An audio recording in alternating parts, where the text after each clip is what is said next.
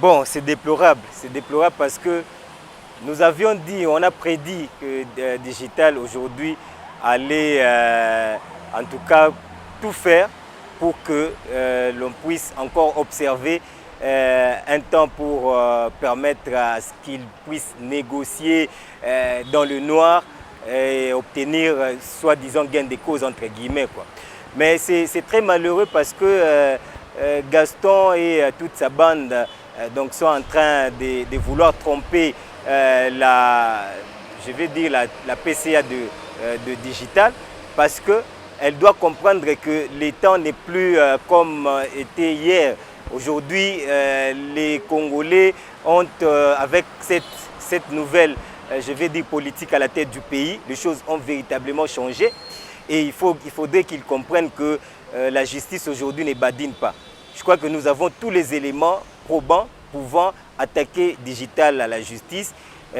Donc si on ne l'a pas fait, parce qu'on a voulu d'abord respecter la procédure de l'inspection du travail. Donc il y a eu plusieurs invitations d'ailleurs lancées par l'inspection du travail. Malheureusement, Digital ne s'est pas présenté. Un autre fait, mon frère, il faut le rappeler, c'est que nous étions à l'inspection provinciale.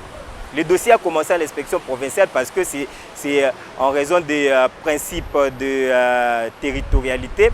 On était à l'inspection du travail, mais Digital avait récusé l'inspecteur provincial sous prétexte que les agents étaient de connivence avec l'inspecteur provincial.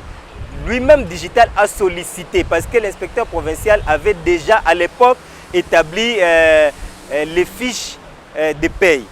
Hein, l'inspecteur avait déjà établi les fiches avec les montants, tout ça de chaque agent licencié abusivement.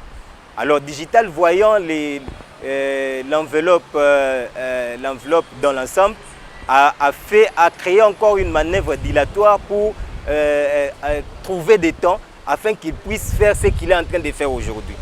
Alors il a récusé l'inspecteur provincial, il a amené les dossiers à l'inspection générale. Déjà sur le plan de procédure, Digital était dans le faux. Mais nous avions dit, acceptons seulement, même si la procédure est biaisée, acceptons, arrivons avec Digital jusqu'à la fin, pour ne pas que des mecs s'assoient ou tout ça. Parce que nous avions aussi voulu, bien que nous avions eu cette parenthèse, qui est donc la justice, mais on a dit quand même, bon, ce sont des gens avec qui nous avions travaillé pendant longtemps. Au lieu d'aller à la justice, respectons quand même la procédure, qu'on aille plaider, déposer notre cause à l'inspection pour que Digital puisse amender, qu'il nous paye, pour que l'on puisse en tout cas mettre un terme à ces dossiers. Malheureusement, il s'est entêté jusqu'au jour d'aujourd'hui, mesdames, messieurs. Nous sommes ici, c'est le tout dernier jour où Digital, d'abord c'était le samedi passé, il fallait que Digital puisse venir parce que c'était le jour prévu pour la confrontation. Parce que Gaston est arrivé ici sur les dossiers que nous avions déposés, notre plainte. Gaston a renié tout ce que nous avions dit. Pour Gaston, le salaire de base revient à 50 $. Et le reste des éléments étaient constitutifs de ces salaires-là.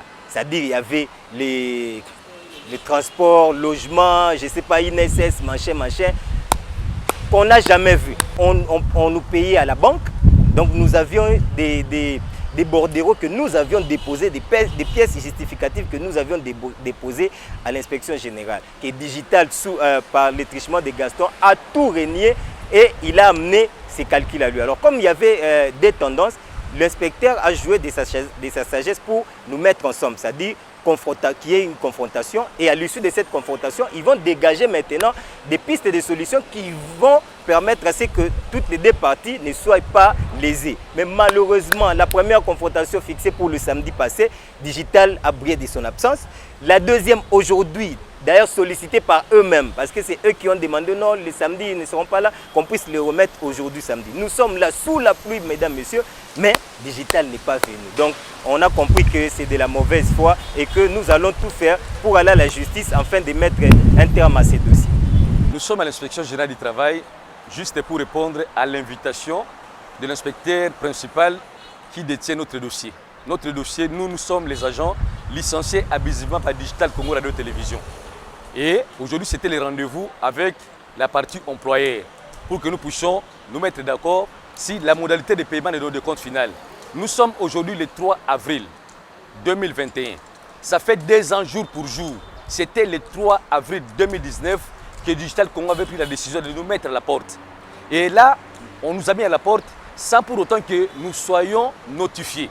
J'ai avec moi le Code du travail congolais qui dit ceci dans son article 76. Toute résiliation du contrat doit être notifiée par écrit par la partie qui en prend l'initiative à l'autre partie. Lorsque la résiliation intervient à l'initiative de l'employeur, la lettre de notification doit indiquer expressément les motifs. Nous sommes plus de 50 personnes, 50 agents licenciés à Bizima qui, au jour d'aujourd'hui, personne d'entre nous détient la lettre de notification. Pour notifier peut-être que non, mais c'est tel, tu as été révoqué pour telle raison, pour telle raison. Donc, Digital Congo veut nous tourner en bourrique. Et nous étions devant l'inspecteur pour que nous puissions être en confrontation. À chaque fois qu'il y a confrontation ou à chaque fois qu'on lance l'invitation à Digital Congo ne répond jamais à l'invitation de l'inspecteur. On commença par l'inspecteur provincial parce que c'est là où nous avons initié notre dossier. Et c'est Digital Congo qui a récusé l'inspecteur provincial disant que non, nous sommes en convenance avec lui, c'est-à-dire c'est comme s'il y a des manœuvres. Et c'est Digital Congo qui a sollicité c'est que le dossier puisse arriver ici au niveau de l'inspection générale du travail. Nous avons trouvé la dame, l'inspecteur général du travail. Nous avons instruit notre dossier. Et elle a désigné une autre personne pour que l'inspecteur principal puisse suivre le dossier. Et au jour d'aujourd'hui, c'était la dernière confrontation, la dernière rencontre. Et Digital Congo a toujours continué à plier à l'absence. Donc, nous disons ceci, que Digital Congo n'est pas au-dessus de la loi. Nous sommes en RDC. Et le Code du travail veut à ce que s'il y a résiliation des contrats, que l'employeur, parce que c'est Digital Congo qui nous a mis à la porte, puisse se notifier. Nous sommes là, nous attendons à ce que les dossiers puissent être encore rentrés au niveau de l'inspection provinciale pour qu'on puisse nous établir le PV de non-conciliation. Et c'est à ce moment-là que nous irons au tribunal du travail pour qu'on puisse trancher une fois pour toutes notre dossier contre Digital Congo. C'est ça.